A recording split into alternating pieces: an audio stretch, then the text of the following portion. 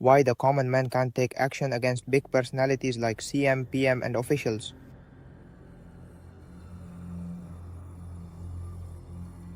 Have you ever wondered why a common man, even if he faces injustice, cannot take direct action against big personalities like a chief minister, prime minister, or powerful officials? Let's uncover the hidden reasons behind this inequality of power.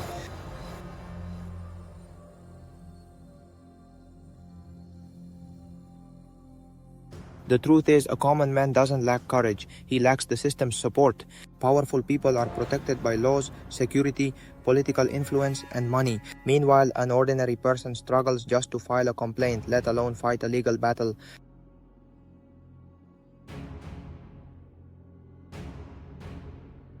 Whenever a common man tries to take action, he faces three major barriers. 1. Legal barriers.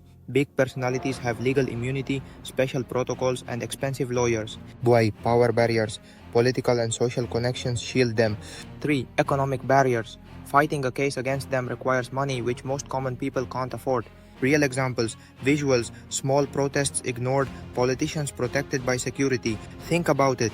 When a billionaire or minister makes a mistake, the system finds ways to protect them. But when a common man makes even a small mistake, he is immediately punished. The imbalance is clear. Power respects power.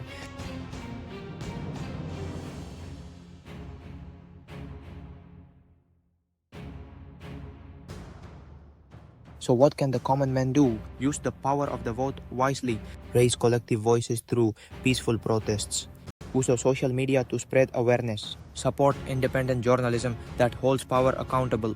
Visual, strong message on screen, host pointing towards audience. The system may favor the powerful, but change begins when common people unite, demand accountability, and refuse to stay silent. Together, the powerless can become powerful.